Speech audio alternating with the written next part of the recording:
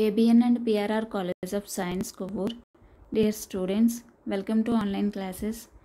My name is Bindu, lecturer in computer science.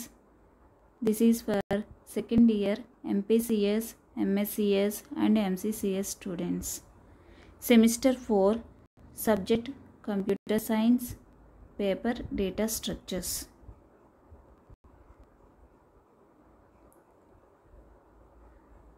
DS data స్ట్రక్చర్స్లో ప్రోగ్రామింగ్లోకి వెళ్ళే ముందు మనం ప్రీవియస్ మీరు జావా నేర్చుకున్నారు కదా సెమిస్టర్లో.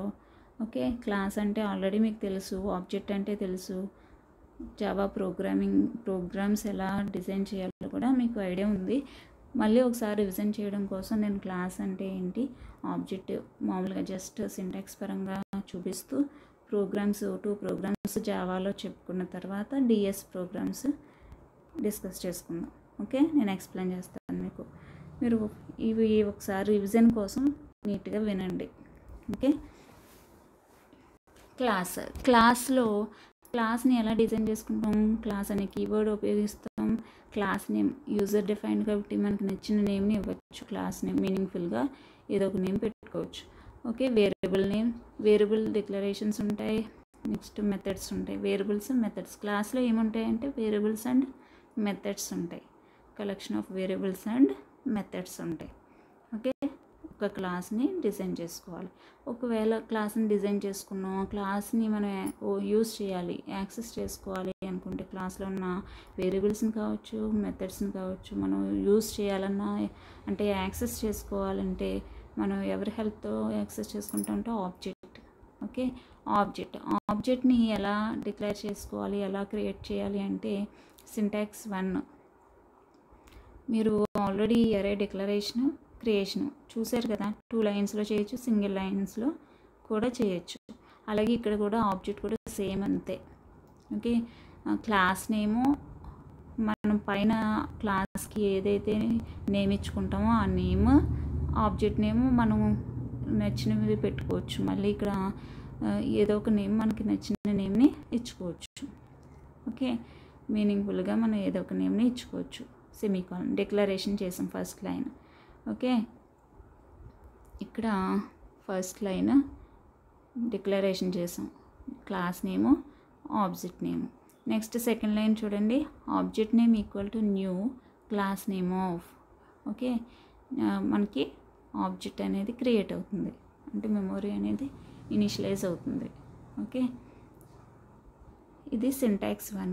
ఎగ్జాంపుల్ చూడండి, ఏఓబి. క్లాస్ నేమ్ ఏంటి, ఏ అనుకుంటే దానికి ఓబి అనే object. OB equal to syntax ప్రకారం, ఇక్కడ సెకండ్ లైన్ సింటాక్స్ ప్రకారం OB equal to new class name of అంటే ఏ ఆఫ్. ఓకే, 2 లైన్స్లోనూ చేయొచ్చు, సింగిల్ లైన్.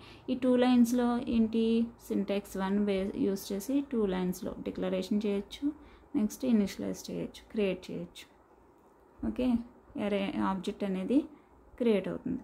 నెక్స్ట్ ఈ 2 లైన్స్లో రాసిందే కంబైన్ చేసి సింగిల్ లైన్స్లో కూడా మనం రాసుకోవచ్చు. సింటాక్స్ 2 చూడండి, class name object name equal to class name space object name equal to new class name of semicolon. Okay, ఇక్కడ example A ob equal to new A of. పైన రాసిన ఎగ్జాంపుల్నే సింగిల్ లైన్లో మనం ఇక్కడ రాసుకొని చూపించుకున్నాం. Okay, A space OB equal to new A of semicolon. Okay, ఈ ఆబ్జెక్ట్ మనం క్రియేట్ చేయడానికి 2 వేస్, సింటాక్స్ 1, సింటాక్స్ 2. ఓకే, మనం డిఎస్లో 2 టైప్స్ కూడా ఉపయోగించుకుంటాం కాబట్టి మళ్ళీ ఒకసారి మీకు మనం సింటాక్స్ 2 టైప్స్ కూడా రివిజన్ చేయడం కోసం నేను ఇక్కడ చూపిస్తున్నాను మీకు. ఓకే, 2 మెథడ్స్లో మనం ఆబ్జెక్ట్ని క్రియేట్ చేసుకున్నాం. నెక్స్ట్ ఎగ్జాంపుల్కి సింపుల్ ప్రోగ్రామ్ ఒకటి చూడండి. క్లాస్ ఏ తీసుకున్నాం అంటే క్లాస్ నేమ్ ఏమి ఇచ్చాం, ఏ ఇచ్చాం. వేరియబుల్ డిక్లరేషన్ ఇంటి ఏ చేసాం. ఓకే, ఇంటి అనే ఒక వేరియబుల్ని డిక్లేర్ చేసాం. నెక్స్ట్ అందులో వాయిడ్ రీడ్ అనే మెథడ్ని డిఫైన్ చేసాం. కోడింగ్ ఏం రాసాం మెథడ్లో A equal to 10, next system dot out dot print LN A equal to double కొటేషన్స్లో పెట్టింది. అసలు ఆ system dot out dot print LN అనేది ఏ స్టేట్మెంట్ అంటే అవుట్పుట్ స్టేట్మెంట్. ఓకే, మనకి ఏ ఈక్వల్ టు అనేది డబుల్ కొటేషన్స్లో పెట్టాం కాబట్టి యాజ్ ఇట్ ఈజ్గా మనకి ఏ ఈక్వల్ టు డిస్ప్లే అవుతుంది.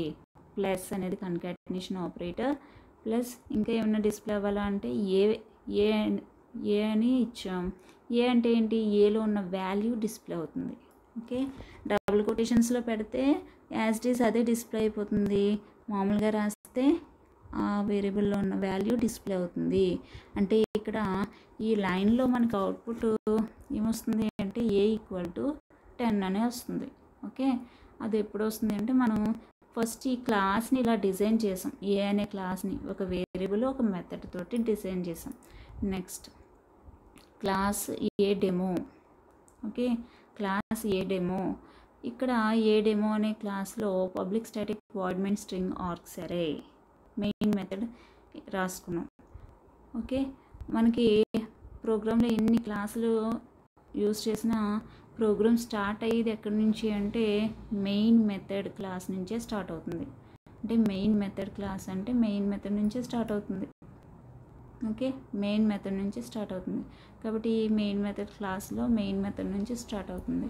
ఓకే, మెయిన్ మెథడ్లో ఫస్ట్ ఏముంది, ప్రోగ్రామ్ మనకి స్టార్ట్ అయ్యేది ఇక్కడ నుంచి కాబట్టి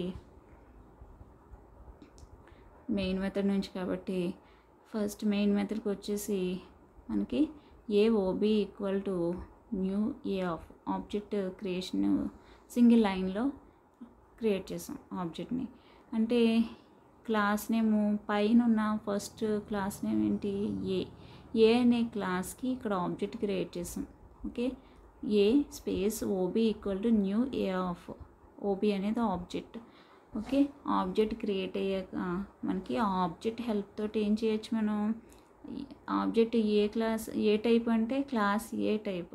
ఓకే, ఏ క్లాస్కి ఆబ్జెక్ట్ ఏ అనే క్లాస్కి ఆబ్జెక్ట్ కాబట్టి ఇక్కడ ఏ అనే క్లాస్కి ఆబ్జెక్ట్ కాబట్టి ఓబి అనేది ఏ అనే క్లాస్కి ఆబ్జెక్ట్ కాబట్టి ఓబి డాట్ ఏ క్లాస్లో ఉన్న వేరియబుల్స్ని కావచ్చు మెథడ్స్ని కావచ్చు మనం ఓబి డాట్ అని యాక్సెస్ చేసుకోవచ్చు.